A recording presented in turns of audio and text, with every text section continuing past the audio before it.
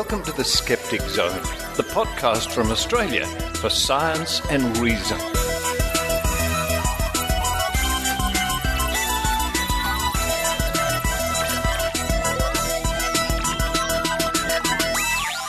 Yes, it's the Skeptic Zone, episode number 458 for the 30th of July 2017.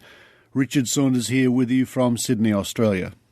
Now, just this morning on the radio news, I heard that today in Sydney is expected to be a record-breaking heat day.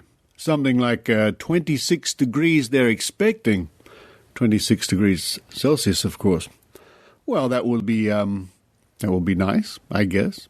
A nice warm sort of day for this time of the year with low humidity. Yes, I think I can tolerate that. Might be a nice day for a walk in the park listening to a podcast or two. If you're having a walk in the park listening to this podcast, what you can expect to hear over the next hour or so, we're going to kick off with an interview with Michael Marshall from the Good Thinking Society and the Merseyside Skeptics. He's going to be filling us in on the latest news where it comes to homeopathy and the prescribing of homeopathy and access to homeopathy in the UK. It seems the government could be making some moves there in the right direction, like here in Australia, where it's quite possible that not too far down the track, laws will be changing in regards to this classic of quackery. After that, I catch up with my old friend Bob Novella from the Skeptics Guide to the Universe. Now, Bob and the rest of the Skeptics Guide people were in New York just a couple of weeks ago for the NECSS convention, and I was very lucky to be a guest rogue on the SGU for a live recording in New York. But before we go on stage, I catch up with Bob Novella to chat about what's it like to go live with the Skeptics Guide as opposed to doing it each week from their home. So that's Bob Novella coming up a bit later on. Following that, it's the Raw Skeptic Report. This week, Heidi Robertson reporting from her car. Again, she likes reporting from her car. This time the car isn't moving, however. Heidi's going to be telling us about the Hendra virus when it comes to horses and issues regarding vaccine there. So, of course, vaccines aren't only beneficial for humans, but, your local vet will certainly tell you. Also, as ever, Brew Ha Ha Science from Australia's Science Channel. This week, origami. Hey, a topic close to my heart. Origami and space travel. Origami and space travel. Folding in space. That's coming up a bit later on. And then to round off the show, part 2 of a series of interviews with Ann Reid, the director of the National Centre for Science Education based in Oakland, California. This week, Ann discusses the ups and downs, the warmth and the cooling when it comes to the climate change science issue, some of the arguments that have been used over the years, and why some people are so, shall we say, stubborn when it comes to accepting the science when it comes to climate change. A packed show. A few little announcements before we begin, and then a couple more at the end of the show. Now, last week I reviewed the book Nibbling on Einstein's brain, and I went to order another copy myself, only to discover that the book depository currently is out of stock. I wonder why. Hopefully it's because lots of Skeptic Zone fans were clicking on that site to order the book. I put my name on their list and they'll email me when that book is available again. But I guess if you Google the book and hunt around, you might be able to find a copy from somewhere else. Or you could put your name on the list and they'll let you know when that book is available. And just before we start, I hope to see Sydney-siders at Sydney Skeptics in the pub this Thursday at the Occidental Hotel near Wynyard Station, and I'll put a link in the meetup, starting at 6 p.m. This month, Ian Bryce, the Chief Investigator of Australian Skeptics, our committee member Jessica Hazard-White, and myself will be conducting 3 classic psychic tests on the audience. So if you come along, you can be part of the fun, give your psychic abilities a go, and there'll be prizes along the way. So that's water divining tests. We're going to be doing a classic. We're going to be doing a series of tests with Zener cards, and also predicting the future. Lots of fun Sydney skeptics in the pub. But now it's time for me to run downstairs, being careful to not trip over the cats who are just waiting outside the door here of the studio because I just had to kick them out. They promised me they'd be quiet, but as soon as I started recording, they were jumping around and playing with things, as cats like to do. So I'll run down the stairs, being very careful, open up the cupboard, get out some lovely fresh bagels. Why not? Toast up the bagels. And yes, I'm going for the classics of classics when it comes to me anyway. Bit of creamed cheese on the bagel and peanut butter. Oh, peanut butter. They should write songs about you. Crunchy, of course. Well, I do that. And I hope you enjoy the Skeptic Zone.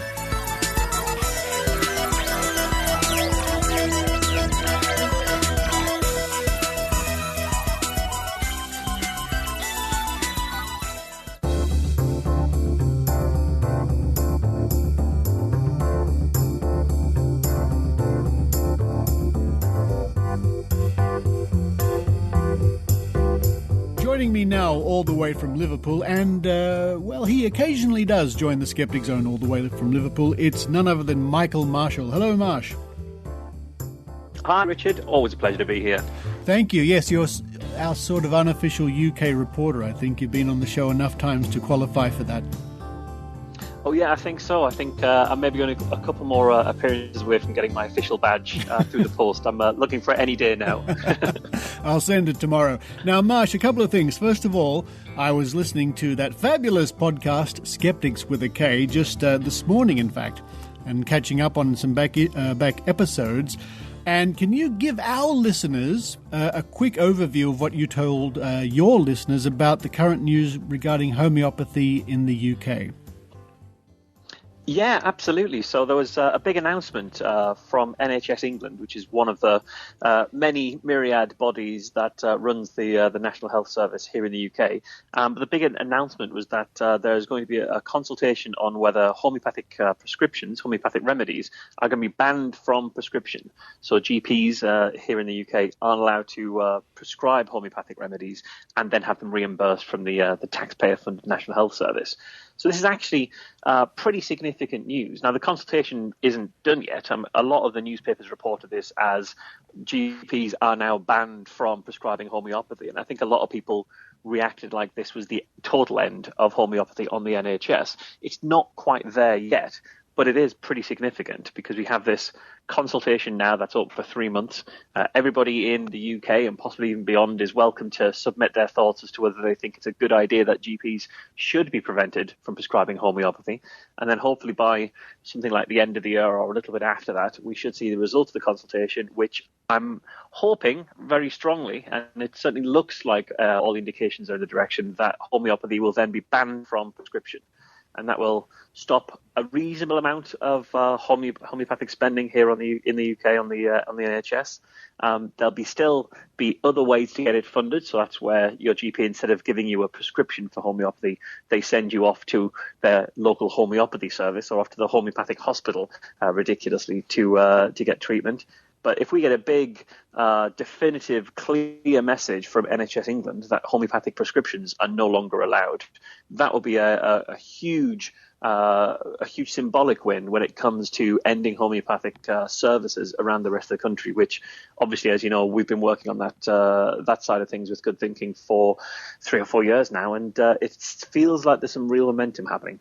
It does indeed, and it's a similar sort of, in a way, situation to what's happening here in Australia with an interim report coming out suggesting that, or putting it out there, that homeopathy be now no longer supported via sales in pharmacies.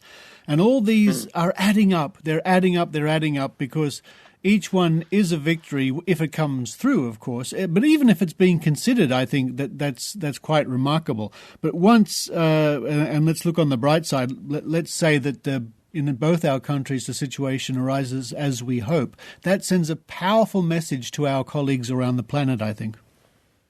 Yeah, it really does. And I think one of the really indicative aspects of this is that when these consultations are being talked about in the media now, the media isn't taking the angle of, oh, homeopathy is going to be banned. That's a shame. Homeopathy is wonderful. Here are 10 homeopaths to tell you how amazing homeopathy is. The media is pretty much on board with this. And that shows a huge sea change with the way that these stories are treated, either within the media or within society more generally. I think people are now more and more aware that homeopathic remedies aren't effective, that they aren't really anything beyond sugar and water. So I think that's a testament to the work that skeptics have been doing for decades, I would say, and it's really encouraging. When the story about NHS prescriptions was first mentioned in March here in the UK, they didn't mention homeopathy initially because it wasn't one of the 10 biggest spends. So they just talked about the 10 biggest things. There's a whole consultation about other products that are going to be banned from prescription for not being effective too, or not being cost effective. So when that consultation was being talked about back in March, newspapers and radio shows were actually bringing up homeopathy themselves to say, why isn't homeopathy included? And I think that's a remarkable position to be in, that when people are talking about treatments that aren't effective, the media are spontaneously bringing up homeopathy as an example of that. So it really does show how far the discourse on homeopathy has come. And I think that's a huge contributing factor to softening the ground for consultations like this, and steps by bodies like the NHS and pharmacies over there in Australia to take these very necessary steps to stop funding homeopathy, to stop wasting money on it, and to stop supporting it. It's encouraging news indeed, Marshall, and a tip of the hat to you and the Good Thinking Society, of course, and all your colleagues in the UK who are working hard towards this. And as I said, I was really brought up to date with a lot more information by listening to Skeptics with a K, and that podcast is sailing along quite well. How long has that been going now? I think we might have started something like August 2009, something like that. It's a fortnightly show, and I think we're on episode 203, which obviously is hugely dwarfed by the number of issues in your back catalogue. But as a fortnightly show, we're getting along not too badly. We do our bit. Yeah, you certainly do, and it's a very enjoyable show. Folks, I'll put a link to Skeptics with a K in the show notes, or you can just Google Skeptics with a K. And before we go, Marsh, it's not so long now before the wonderful QED in Manchester, the convention. How's that shaping up? Yeah, it's all coming together really well. I think whenever you're involved in putting together conferences, it doesn't get any easier. 7 years in, it still takes up a huge amount of time, but we're pretty excited about it. I think it's last year's was the biggest and most kind of varied QED that we've ever had, and this year is looking to be the same, really. So yeah, very, very excited about that. And if people want to find out what's happening at QED, you can go to qedcon.org. We actually have a month left if people are looking to bring their children to QED and want to access the creche facilities, because we have affordable childcare that we fund while we're at QED. So for the price of a concession ticket, you can actually have full childcare throughout the entire weekend. So we've got a month left. If people do want to use that facility, they need to get in quick, because at some point we have to shut it, so we know how many kids we're dealing with. So yeah, we've got a month left for that one. Yeah, that's why you need someone like me there to be there making origami for all the kids. I should send over a truckload of origami DVDs for them all. Perhaps actually, yeah. Or I'm sure there's. Have you not got any of your material up on YouTube that we could? Yes. Show? I think I probably do. Well, Marsh, thank you once again. Congratulations so far. I know the victory isn't there quite yet, but I think, and you'll have to agree, things are looking positive. Yeah, absolutely. I think they really are, and great stuff in Australia too. Hopefully that will all pan out to the pharmacy stuff, and we can all make the stride into a more reasonable world, at least in that particular aspect, together. At least so. Marsh, thank you once again. Thanks a lot, Richard. Always a pleasure to speak to you guys.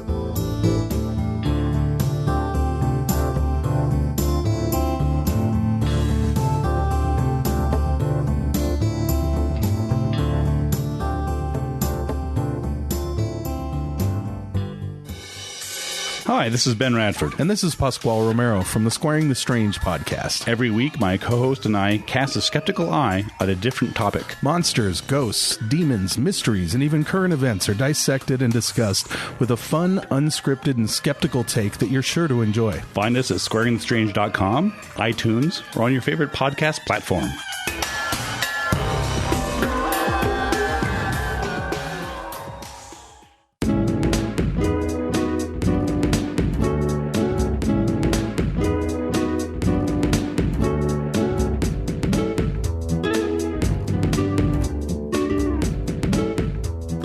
behind the scenes here at the Northeast Conference of Science and Skepticism. We're in the green room, which isn't green, it's a bit green. It's a green. There's some green plants around the edges. And we're just getting ready for the Skeptics Guide to the Universe Live. I'm with Bob Novella. Hi, Bob. Hey, Richard, how are you? I'm okay. Every now and then I get the creepy jet lag feeling, but it's okay. You've been there, right? Yeah, but not like you. You're an old hand at this. You travel the other side of the planet. It seems like every month you're like, okay, time to travel on the other side of the world. So I'm thinking you're probably used to it by now, but you're not, right? You don't. You don't get used to it. You know what you're going to get, so you sort of are aware of it, but no, you never quite get used to it. You have workarounds. You know that, all right, I'm going to need to nap here. I'm going to need to do this there and adapt. You adapt. You try to adapt. I thought I'd have a quick chat with you about the difference between doing SGU every week from your home and a live experience, because they are similar but very different, huh? They're different beasts. At home, when we do our weekly show, we're at home and we're on a conference call on Skype together, chatting, and so it goes great. That's how we do our podcast. But when we're all together in the same room, especially Kara's here from the other side of the United States, the synergy and the dynamic between us, I think, amps up a little bit, and it's a lot more fun, and they're great shows. Plus, we also optimize the show for stage to be a little pithier, a little quicker. We try to have some visual aids, some visual images that are funny on the screen. So it's a little bit of, it's kind of a variant of the podcast that's optimized for a live audience, and it's fun. It's a lot of fun. We always look forward to doing that. Yeah, because you also get the when you hear the recordings. Me sitting at home or whatever, hearing the recordings of the live shows, you get that feeling of the audience because they're laughing and they're shouting out things and whatever. Yeah, it is a very different experience, and I'm happy it translates well on to the people listening, and they know, yeah, that's a live show. Oh, maybe I'll go to a live show one day and see what it's like. So that'd be great. Because when you were in Australia twice now, yes, 2010, 2014, I think it was, you did a series of live shows around the country. Time flies. I'm trying to remember. You've done them all around the world, right? Oh, yeah, all over. Steve's spoken in the UK. He was in Vienna. We've done them on the West Coast. We've done them, a lot of different places. But we want to go more and more. We want to go to the UK and do a QED eventually. We're going to go back to Australia within probably a couple of years. We can't wait to do that, and probably New Zealand as well. And who knows? Who knows where else? Hong Kong. We've got different places in our sights, and we'll get there eventually. And it's wonderful when I've seen you do the live shows in Australia. The audience, it's like they've been transplanted from the United States. When I see the audience in your live shows here at TAM or whatever, the audience are enthusiastic and they love it, and that same feeling is exactly what you get when you do it around the world. Yeah, it's a little bit extra special because, we do NECSS every year on the East Coast. We've been on the West Coast at TAM and for years as well. So a lot of people, if you poll any audience, I think you'll find a good chunk of them, they've seen us, been there, kind of done that, and hopefully they're not getting bored of us. But when we were in Australia, that was like the other side of the world. So a lot of those people were like, when are they going to see us live? Because they live literally on the other side of the planet. So there's a little bit of extra enthusiasm, I think. But it's very similar, but a little bit extra, like, oh, wow, the guys are down here, and hopefully they'll see us again in a couple of years. So yeah, it was such a memorable trip when we went the 2 times. I can't wait to go back. We just all fell in love with Australia. Can't wait to go back. So it would be wrong to say what would you rather do? Would you rather do, or are you more comfortable doing the live shows or sitting at home and doing it? But they're different. Yeah. From your point of view, they're different beasts. They are different beasts. I like the mix. I like, you do your bread and butter, you're home every week, and then a handful of times a year you go out. And that I like that mix. The live audience is a little bit more stressful for me. I still get a little nervous. I still over prepare. If you watch me before we go on stage, I'm pacing back and forth, looking at my notes, trying to internalize everything so that when I get on stage I can relax and not think of what's the next topic I want to hit, but it's just already there and I can focus more on engaging the audience and not worrying about slipping up. Yeah. So it's a little bit stressful, but I do love it, and but I do prepare very, very well. It's very wise, because you don't want to be sitting on stage and stuck for something to say. But it reminds me of the strange situation when I was a guest rogue when you were in Sydney last time, and we were at that giant auditorium for the Australian Skeptics Convention. and we're sitting on the stage, and it was big things and the speakers, and we couldn't quite hear each other sitting on stage because of the echoing. Do you remember that? I can't. Thanks for reminding me. I hadn't thought about it in a while, but that was incredibly frustrating because there was this weird delay, and whenever somebody else was talking, it was a disconnect. It was actually interesting in the way that it actually short-circuited your brain. So you had to try to disengage yourself from that weird audio effect that was happening so that you could actually have a conversation. And we were just sitting there, each of us were hoping, oh, please, I hope that the audience doesn't detect this, because it was really a jarring experience. Yeah. But we got past it after that initial, they kind of fixed it. But that was a weird, 10 minutes. Damn, what is that? It was I was sitting here thinking, I hope the audience don't think I'm sort of drunk or something, because I'm not replying. And I was looking down the other end of the table to Steve, trying to read his lips to, Exactly, and it's the kind of thing that it's hard to anticipate. Yeah. It's who would have thought, wait, let's have people on the stage and do a test chat to make sure that the echo doesn't short-circuit your mind. It's who would have thought to have done that? But that's what happened. It's just this weird echo. You can't anticipate that. You just got to roll with it. Just got to roll. You do, and that's one of the joys and frustrations of doing live stuff, right? Absolutely. Oh, God. Don't even talk about AV, AV problems, because that's... Well, Bob Novella, thank you very much, and I'm looking forward to, I guess just about an hour's time we'll be live on stage. It's going to be great. Looking forward to it. Thanks. Looking forward to having you on, Richard. Thank you.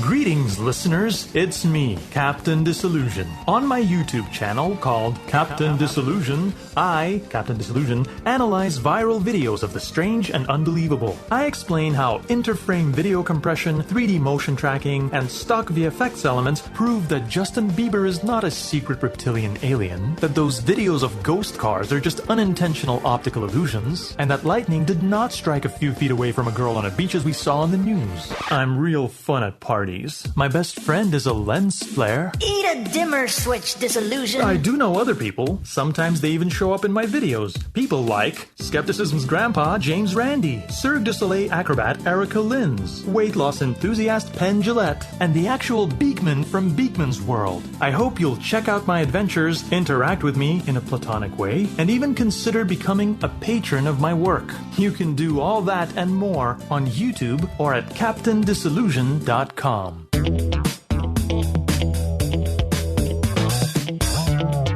And now, direct from the cafe at Australia's Science Channel, it's Brew Ha Ha. Science in less time than it takes to order a coffee.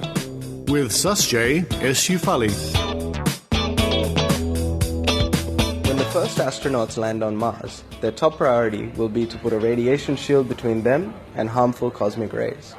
That's why NASA wants your origami expertise. But they're not talking delicate paper cranes.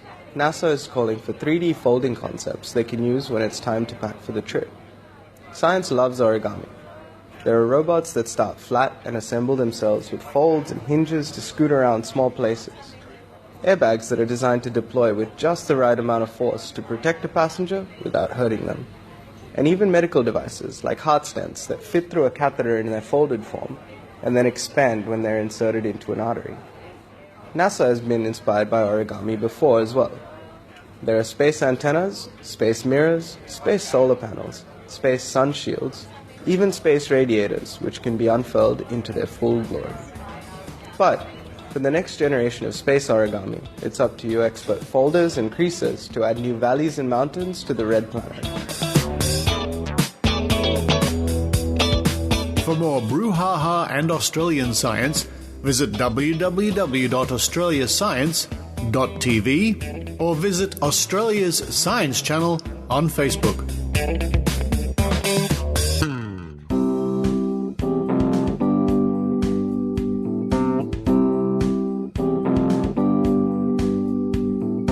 It's the Raw Skeptic Report with Heidi Robertson.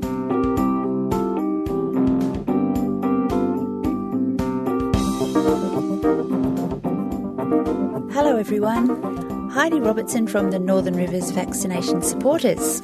This report comes to you from Bangalow soccer fields.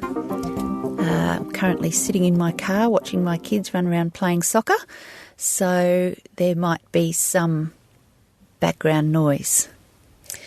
The topic of this report comes to you as a result of a listener suggestion. Thank you, Dave. Dave saw a post on the ABC North Coast Facebook page a couple of weeks ago about a horse contracting the Hendra virus and noted how there was an anti-vaccination sentiment amongst horse owners in which some believed that the risk to their horses from the vaccine was greater than the risk of the disease itself.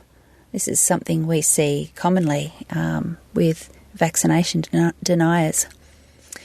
I remember the post as I commented on it myself at the time. Firstly, some information about the Hendra virus, and this comes from the Australian Veterinary Association website. Hendra virus, HEV, is an emerging virus disease that was first identified in a large outbreak of highly lethal disease in racehorses in 1994 in 2 adjoining Brisbane racing stables, where 13 horses either died or were humanely euthanised, and 7 horses recovered but were subsequently euthanised. A trainer died from multi-organ failure and his stable hand became ill but recovered. Hendra virus infections have been confirmed in flying foxes, horses and dogs. Other animals known to be susceptible include cats, ferrets, pigs, guinea pigs, hamsters, and non-human primates. A recent study confirmed that flying fox urine is the most significant route of HEV excretion in wild-caught black flying foxes.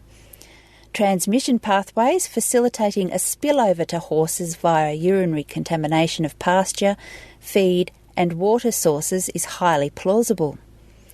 Routine observation of the abundance of flying fox urine, faeces, and food debris underneath trees in which they are feeding suggests that horses have a high likelihood of direct physical contamination with potentially infectious material at these sites.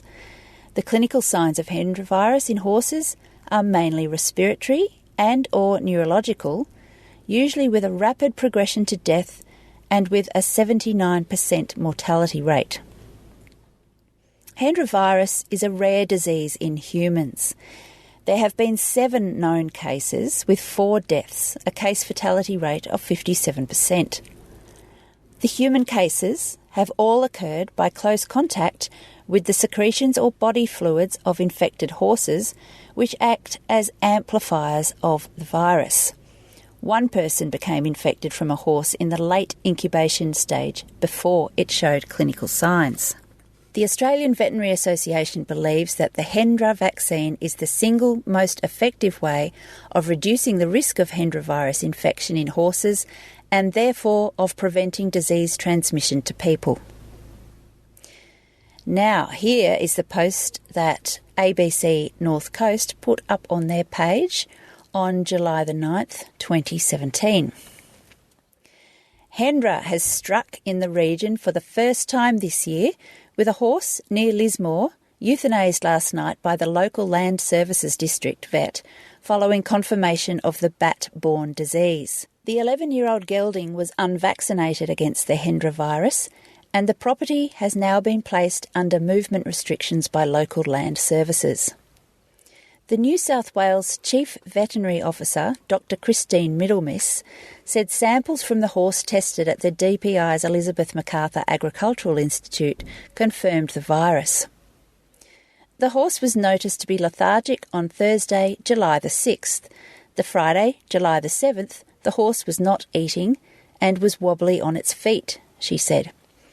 There has been a case of Hendra virus in the area before. All known Hendra virus cases have occurred in Queensland or northern New South Wales, but cases could occur wherever there are flying foxes or in horses that had recent contact with flying foxes prior to movement. Dr Middlemiss said that vaccination remains the most effective way of reducing the risk of Hendra virus infection in horses. But good biosecurity and personal hygiene measures should always be practiced in conjunction with it, she said. Horses should also be kept away from flowering and fruiting trees that are attractive to bats. Do not place feed and water under trees, and cover feed and water containers with a shelter so that they cannot be contaminated from above. The DPI advises that if your horse is unwell, to keep it away from people and other animals and to call your private vet immediately. There were definitely cases of people advocating and defending the use of the vaccine under this post, but the number of anti-vaccination comments was disappointing. Here are some of the comments. Luke said, "It's Lismore. You could give these people an Ebola outbreak and they would still protest that vaccination is an evil conspiracy perpetrated by Monsanto and Illuminati." Marion then chimed in, "More horses are injured from the vaccine than the Hendra virus itself. Hendra is extremely difficult to catch, both horse and human. Much higher chance of death from snake bite, car accident, riding accident, etc." That comment depressingly got 30 people liking it. Robbie then said, "What is a vaccine injury? Did the needle break off or something? Never heard of it." Then we had the usual do your research statement from a vaccine denier. "Please all do some research on this vaccination and you will see why people don't vaccinate." Another, "Some horses have died, gotten sick from the vaccine." Another, "Bat or no bat, wheels within wheels, everything from bees to whales is getting lame or worse. What is happening? Need to look beyond bats and how bats are to blame. Hendra, air quotes, virus. Can the medics really keep up with the way the cookies are crumbling? See dairy cows, agrobacterium, Morgellons, CDC cover-up, water treatment, microbes, bacterial co-infection, biofilm." And then came Shirley. "The Hendra vac is more lethal than the virus. No human ever has contracted Hendra from casual contact. This is another case of Big Pharma working on scare tactics." Later on, Shirley again. "Lot of people commenting here need to know some real facts about Hendra and Hendra vac before commenting. Too many side effects from vaccine for my liking." Diane, "The vaccine also makes a lot of horse really sick and the never recover fully from that. Either quite a few have died from it as well, so you are damned if you do and damned if you don't." So, there you have it. Northern New South Wales, with the lowest vaccination rates in Australia, also has people who refuse to vaccinate their horses, which sadly comes as no real surprise. Thanks again, Dave, for your suggestion for this report. And until next time, this has been Heidi Robertson from the Northern Rivers Vaccination Supporters.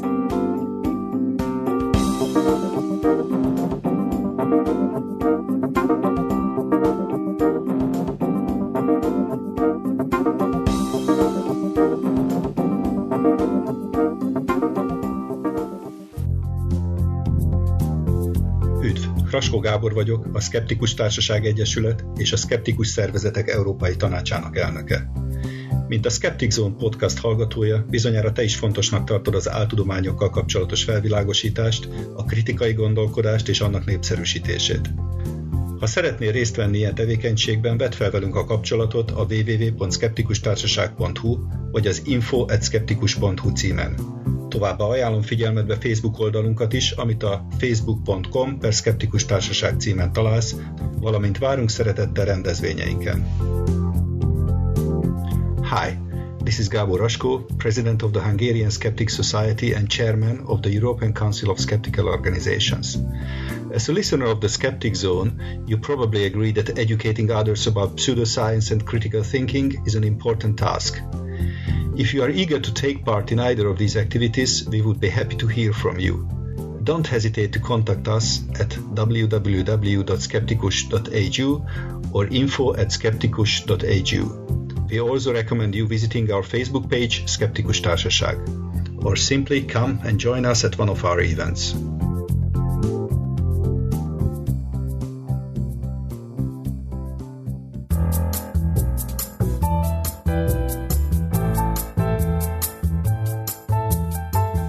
And now we bring you part 2 of our series of interviews with Ann Reid, the director of the National Center for Science Education based in Oakland, California.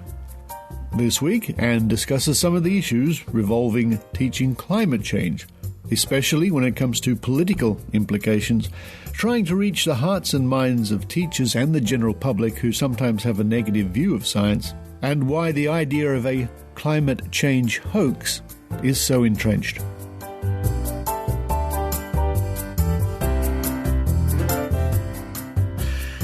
Well, this is a wonderful segue, of course, because we, and I say we, the skeptical movement has been battling creationism for a very long time, probably about 6,000 years when you think about it. And it's one of the reasons that initially the Australian skeptics were very prominent, was battling this. And we've got this interesting transition now where we hear the same arguments in regard to climate change. And you probably have the same situation in this country where I've noticed a lot of the, shall I say, conservative media outlets in Australia are on the hoax bandwagon. Yeah. That's the same thing here, I imagine. Oh, absolutely. In fact, I think the U.S. has probably gone the furthest down the road of rejecting climate science has become a part of the identity of one of our parties. That it's the official stance to the point that the candidates, how many did we start out with? 17 Republican primary candidates? Quite a few, yeah. None of them were willing to just come right out and say climate change is happening and humans are responsible. Wow. So that's how much of a plank in the Republican platform it's become. Yeah. And that's a real problem because most people take their opinion about climate change from their cultural identification rather than from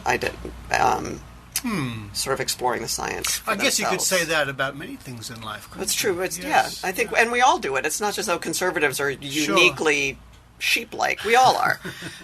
We all, if I don't know something about a particular policy, I'm a Democrat. I'll say, well, what does the Democratic Party say about it? What's the House, caucus on that issue say about it? And I'm likely to say, okay, well, that sounds reasonable to me. They know a lot about it. I don't. I usually agree with them.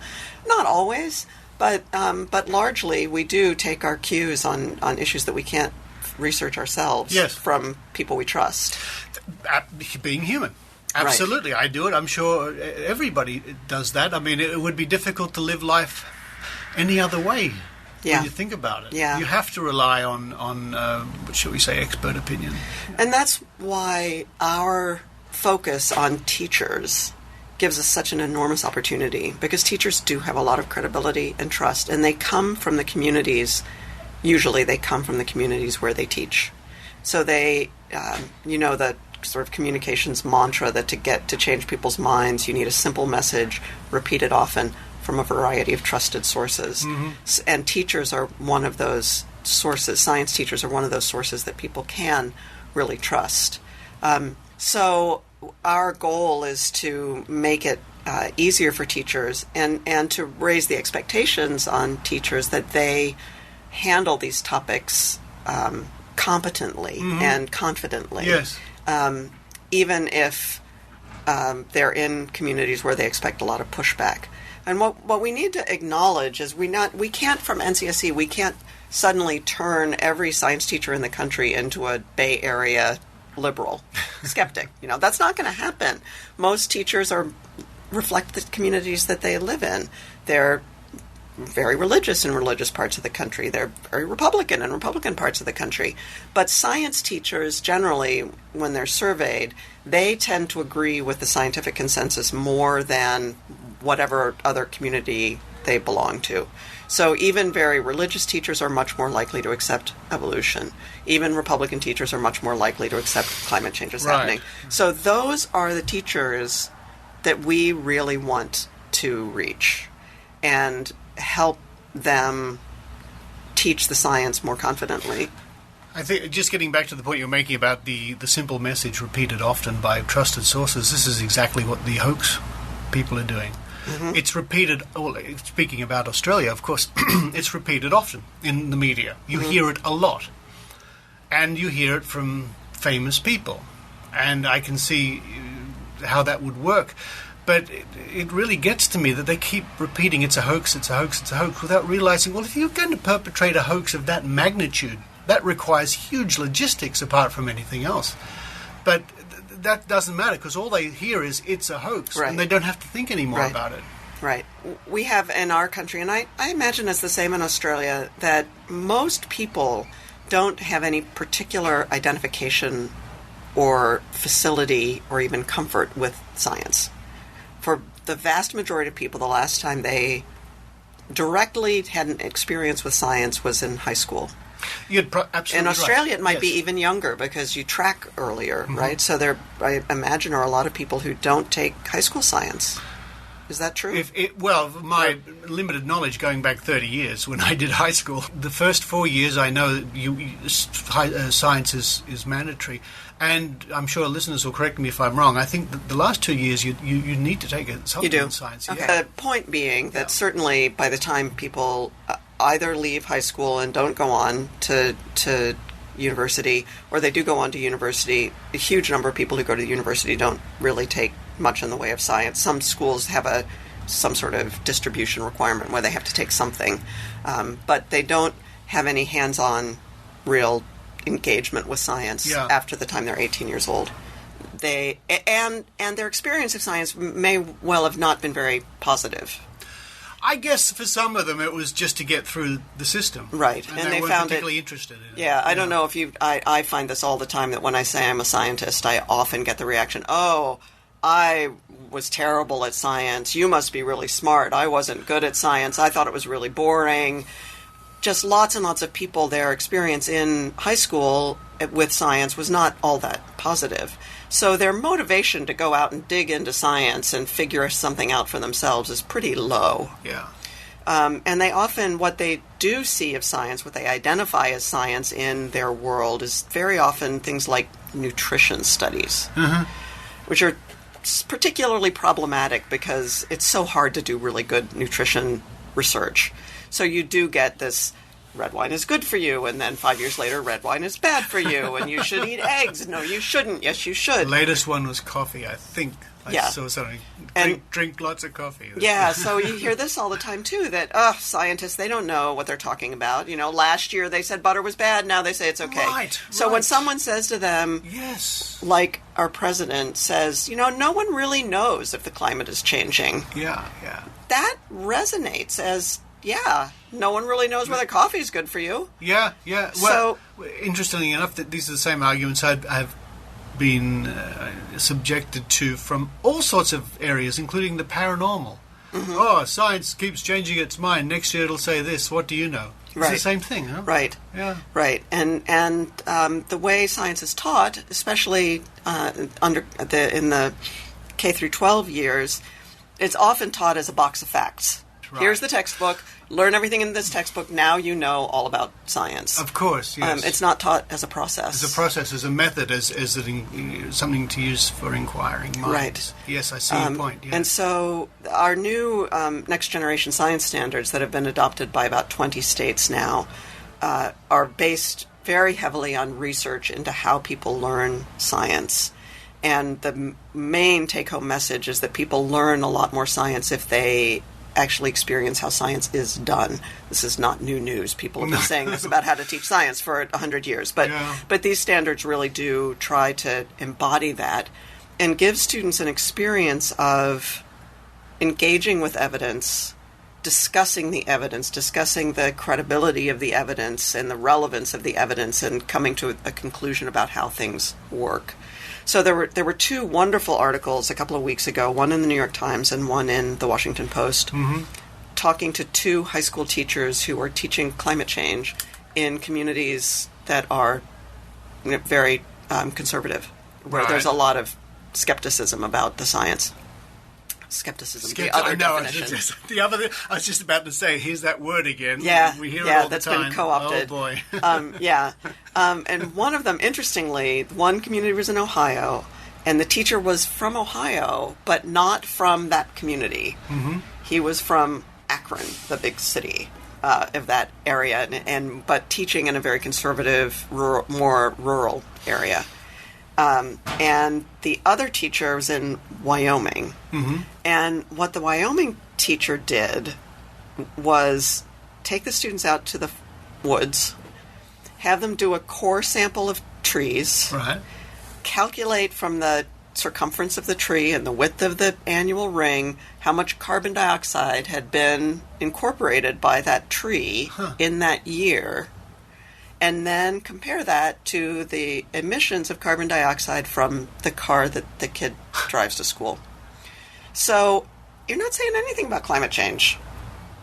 You're just saying, hey, this is how trees grow. The carbon in the tree comes from the air, which is something that a minority of people know. Sort of shocking. And you figure out how much carbon dioxide can one tree absorb in 1 year, and then you figure out how much carbon dioxide does your car emit, and the students start having that moment of, oh my gosh. Okay. There would have to be, I don't know what the number turns out to be, 220 trees growing just to take care of the carbon dioxide that comes out of my one car. And they quote one of the students as saying, I'm starting to get the scale of this problem. That's a really effective way to teach climate change, because the students are engaging with the scientific method on their own, and they themselves can start to see the implications of what they're doing. So what in your opinion, and having looked at this problem for some years now, what is the appeal of the conspiracy hoax side of things? Why are they so passionate that this is the situation? Well, I'm not sure that it's the same for everybody who passionately holds that position. I think that for some people it's just identity politics, that this is what makes me different from the other guys, that they think this and we think this and we're the good guys. We're all the good guys. Right. That everybody thinks they're the good guys. That's right. true, And in the U.S., I don't know if you have this kind of polarization in Australia as well. That's just getting worse and worse. That there's no expectation of almost humanity on the other side. That we think that they're evil. The people who don't agree with us are evil. Yeah. And so I reserve the evil designation for the people at the top who do know better. I find it really difficult to believe that the high-level politicians really, truly believe that the science is a big conspiracy. They're a slave to their voters to an extent. What I mean by that is, if they want to get back into office, they're not going to tip the boat too much. Right. I mean, the Koch brothers, who made their money from fossil fuels, are quite open about, if you don't get on board with being against doing anything about climate change, we will support someone who will run against you in the next primary. So they've kind of got a headlock on the party because of their ability to fund opponents to these Republican candidates. It would take a lot of courage for a Republican to come out and say, it's not a conspiracy. Yeah. Yeah, politics is a game of compromise, of course, but it's sad to see that it has to be so in this situation. And when you combine that with the fact that in the U.S. voting districts are decided by a redistricting process every 10 years based on the U.S. Census, and in the last census the Republicans controlled that redistricting process in a lot of states. So there are many more districts than there used to be that are safe Republican districts. Right. So there's no longer any incentive for those candidates to run from the center, because they don't have to appeal to any Democrats or independents. They only have to win the Republicans in their district, and then they're going to win the seat. Which they're going to do anyway, probably. Right? Unless they say, you know what, we got to stop lying about climate change. Then someone's going to run from their right, or says, you know what, Obamacare turned out not to be that bad. you're going to get a primary opponent and you're going to lose your seat. So, I don't know when the fever's going to break with that, because it's so dysfunctional. As you can see, they win the Senate and the House and the presidency, and they still can't do anything. It's tough, isn't it? Because they've just been the party of no. So that's a real problem when it comes to climate change. This job is one frustration after another. But there must be nice parts. Well, the idea of working with teachers is so refreshing, because most of them want to teach the science. And I think what's really challenging for NCSE is, if we want to make progress on evolution in very religious communities, of which the United States has many, if we want to make progress on climate change in heavily Republican areas, we have to fiercely police ourselves from being good guy, bad guy. We just cannot be those gosh darn creationists. They're terrible. They're anti-science. They're in denial. Because too many people identify with them. And so to change our language, to be very inclusive, to be very respectful, to be recognizing that lots of people hold these what we would call anti-science views, if you'll accept my term, in good faith. Yeah, I see where you're coming from. They've come to them not from an evil place, but from a place that, when you look at it, makes a lot of sense. Yeah. And so if we want to try to change their minds, we have to gain their trust. We have to gain their respect. And then we can have earn the right to start talking about the evidence, and talking about it in a way that is not top down, and not, here I am, Joe Scientist, coming in and telling you what to think, but colleague to colleague, or teacher to student, of, hey, let's go out and measure some tree rings. I'm going to put the science in your hands. I'm not going to tell you what to think. I'm going to have you engage with the evidence yourself. How can people find out more? Where can they visit? NCSE.com on the web. We have lots of information there. And, of course, if you become a member, you can get our newsletter every 3 months. And the newsletter now really focuses on, what are we doing for teachers? How are our booster clubs doing? What kinds of flare-ups have we dealt with? And what's been the outcome of these legislation across the United States and sometimes around the world? So the newsletter is a great way to keep up to date with what we're doing. And of course, the website is very rich. Yeah, well, I think it's applicable for science teachers no matter where you are, from Australia to the United States to everywhere. I think any science teacher would do well to visit your site. Once again, Ann, pleasure to be here. Thank you. It was great to see you again.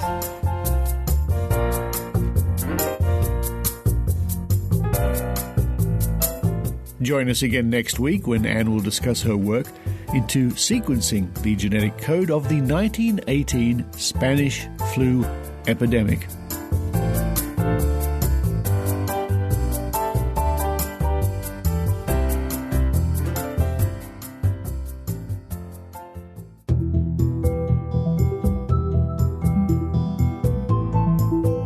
Tuesday, the 1st of August 2017 at 7:30 p.m, Morty Skeptics in the Pub. It's How Do We Know If Australia is Effectively Steaming Along with STEM?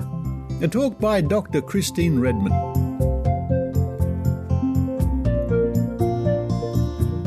Are Australian education standards dropping in science and maths? Together, we will examine what STEM, science, technology, engineering and mathematics, and STEM education means for Australia today.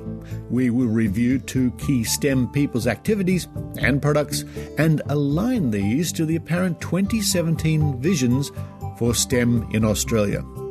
Dr. Christine Redmond is a passionate science educator. She is Senior Lecturer in Science Education at the Melbourne Graduate School of Education, University of Melbourne.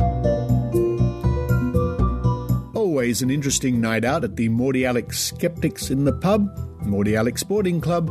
This is Tuesday, the 1st of August 2017 at 7:30 p.m. And for more information, visit Morty Skeptics in the Pub on Meetup, or just follow the links from this week's show notes.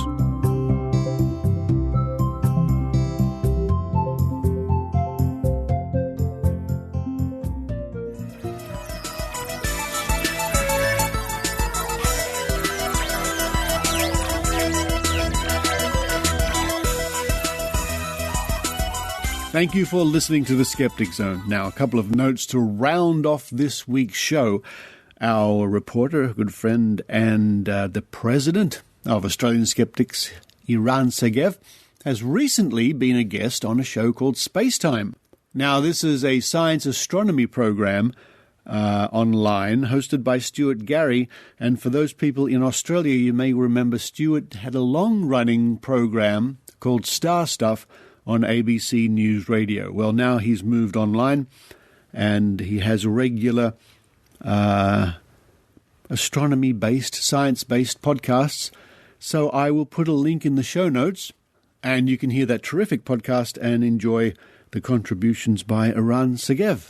Speaking about being on the radio, I'll also add another link in this week's show notes to my recent appearance here on Sydney Radio, which is syndicated around the country. It's an early morning, very early morning, really early morning radio show, but it's nice to be on the air, so to speak, and heard around the country. Now, it's worth noting, and we might be chasing this story up, that the Vaxxed bus or team or something like that are here in Australia at the moment causing controversy, which is what they want to do, going around the country screening the movie, the documentary, the pseudo-documentary Vaxxed. And I noticed Dr. Raichi, in fact, put a couple of videos up online of the Vaxxed team basically whinging and whining that they're not getting the press coverage they deserve and yada, yada, yada. I think that might be a story we'll be looking at pretty soon. Another thank you for those kind people who use Patreon or PayPal micropayments to help support the Skeptic Zone. Of course, there would be no show without you. So, you know what? All those people who did contribute or do contribute on an ongoing basis, I think you deserve something really nice. Nice to eat, something maybe a bit chocolatey. What the hell? Why not? So why don't you all go out and buy yourself a nice Easter egg? Until next week, this is Richard Saunders, signing off from Sydney, Australia. You've been listening to the Skeptic Zone podcast. Visit our website at www.skepticzone.tv for contacts, an archive of all episodes since 2008, and our online store. Please support the Skeptic Zone by following us on Twitter @SkepticZone, liking us on Facebook, and leaving a review on iTunes. You can also show your support by subscribing via PayPal for as little as 99 cents a week. The Skeptic Zone is an independent production. The views and opinions expressed on the Skeptic Zone are not necessarily those of Australian Skeptics Inc. or any other skeptical organisation.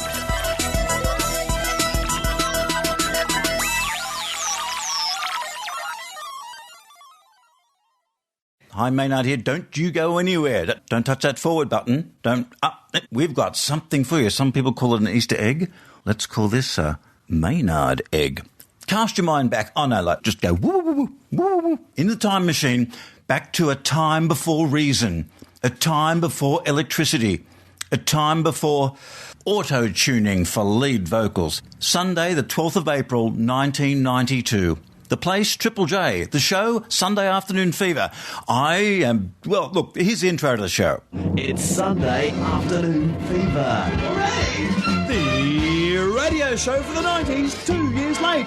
It's the Church of the Funky Chicken, so braid your underpants and stay glued to the radio for the next 4 hours with Sunday Afternoon Fever. Oh, lots of things happening on the show this afternoon. Mr. Tiny Tim, lots and lots of tracks off the new album from They Might Be Giants, Apollo 18.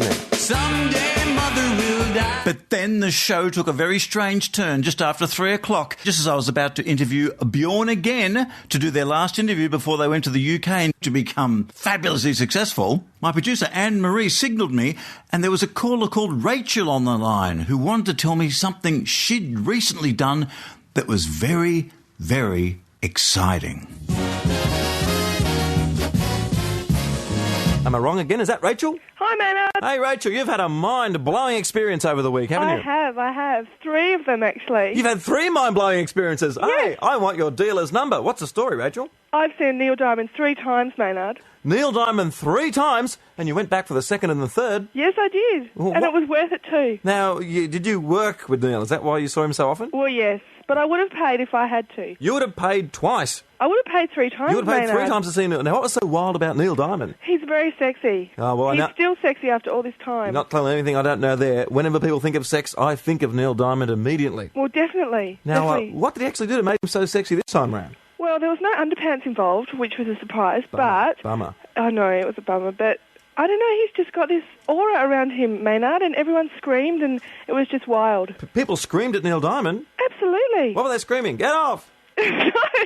No, not get off, just, I don't know, Neil, probably. So what was the highlight of the evening? Oh, that's a hard one. I mean, Songs on Blue was wild, and Hot August Night was definitely very hot and sexy. But, of course, the question I want answered, and because loser me just doesn't get tickets and can't get tickets because it's all over, but I tell you, did he open with the crunchy granola sweet? No, he didn't do that. He didn't even do it. He didn't even do... Oh, that's his best song. I know. Because the lyrics don't come in until about halfway through. Oh, no, hang on, sing it again, Maynard. Because they've got the long introduction, it goes... And then he sort of wanders down the stage. Oh, yeah, the one you played before Dag for a Day. Yeah, that one. Yeah, he played that. Oh, well, you just said he didn't. I know, I'm lying. He did, and it was wild. Well, you might not have even seen. You could just be pulling my totem hose in. I mean, I wouldn't know. I'm not pulling your leg, really. Okay. Well, look, Neil was pretty big. Look, we looked around the Triple J library in the few minutes we had while you were on the phone. We couldn't find any Neil Diamond. We couldn't even find Ups and Downs doing Solitary Man. Oh, no. We couldn't find anything. But I understand The Cure are supporting Neil on his next European tour. So that's right, yeah. We're going to play them. Really. Oh, right. Well, they're fighting over who gets top billing, but, I think Neil will probably win it out there. Oh, I think he's more sexy. So, in one word, how would you describe Neil Diamond? Sexy. Dr. Rachie, say it loud, say it proud. I love Neil Diamond. Woohoo! All the way from 1992 to you. You can hear more of Sunday Afternoon Fever at maynard.com.au. But I think Dr. Rachie was only on the one show. Oh, hang on, no, she rang once to tell me about her undies. But that story, boys and girls, is for another time.